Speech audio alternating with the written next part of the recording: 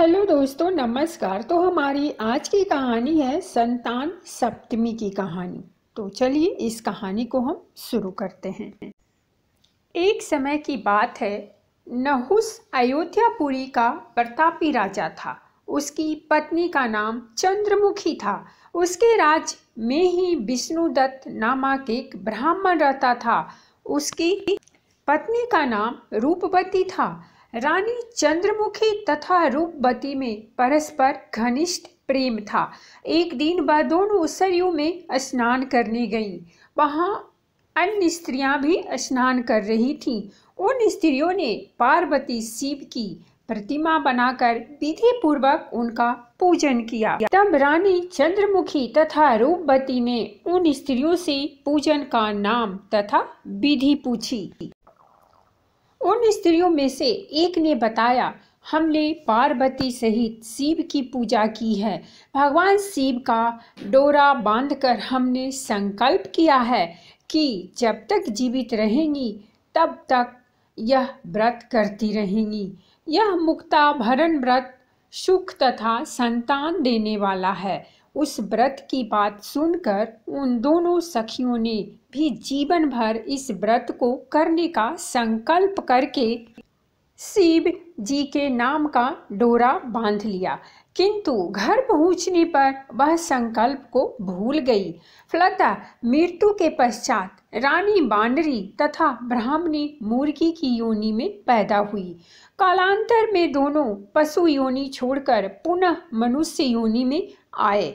चंद्रमुखी मथुरा के राजा पृथ्वीनाथ की रानी बनी तथा रूपवती ने फिर एक ब्राह्मण के घर जन्म लिया। इस जन्म में रानी का नाम ईश्वरी तथा ब्राह्मणी का नाम भूषणा था।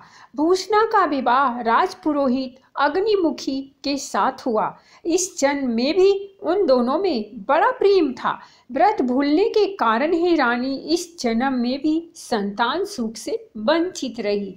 प्रौढ़ अवस्था में उसने एक गंगा तथा बहरा पुत्र जन्मा, मगर वह भी 9 वर्ष का होकर मर गया। भूषणा ने व्रत याद रखा था, इसीलिए उसके गर्भ से सुंदर तथा स्वस्थ 8 पुत्रों ने जन्म लिया।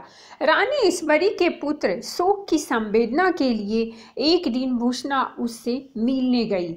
उसे देखते ही रानी के मन में ढाह पैदा हुई। उसने भूषणा को विदा करके उसके पुत्रों को भोजन के लिए बुलाया और भोजन में विष मिला दिया।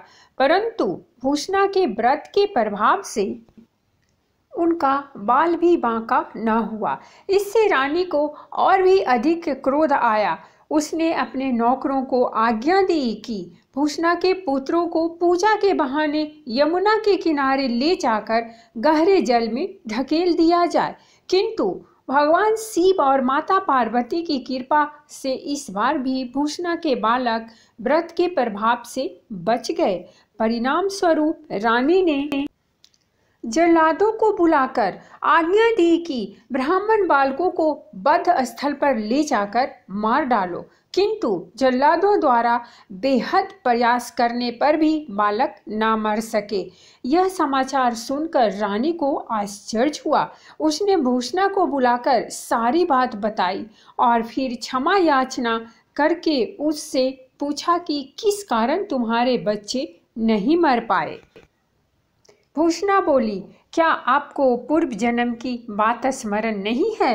रानी ने आश्चर्य से कहा, नहीं, मुझे तो कुछ याद नहीं है। तब उसने कहा, सुनो, पूर्व जन्म में तुम राजा नहुस की रानी थी और मैं तुम्हारी सखी थी।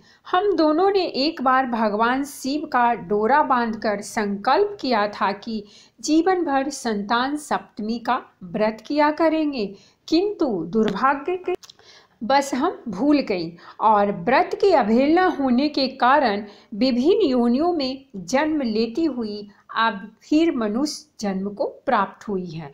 अब मुझे उसे व्रत की याद आई थी, इसीलिए मैंने व्रत किया। इसी के प्रभाव से आप मेरे पुत्रों को चाह कर भी न मरवा सकी। यह बात सुनकर रानी ईश्वरी ने भी विधि पूर्वक संतान सुख देने वाला यह मुक्ता भरण व्रत रखा तब व्रत के प्रभाव से रानी पुनः गर्भवती हुई और एक सुंदर बालक को जन्म दिया। उसी समय से पुत्र प्राप्ति और संतान की रक्षा के लिए यह व्रत प्रचलित है। हे भोलेनाथ, जैसी रानी पर अपनी कृपा बनाई रखी वैसी सब पर बनाए रखना। जय भोलेनाथ। तो दोस्तों, ये थी हमारी आज की कहानी। अगर कहानी अच्छी लगी हो तो प्लीज़ हमारे चैनल को सब्सक्राइब कीजिए, वीडियो को लाइक और शेयर जरूर कीजिए। कहानी सुनने के लिए बहुत बहुत धन्यवाद।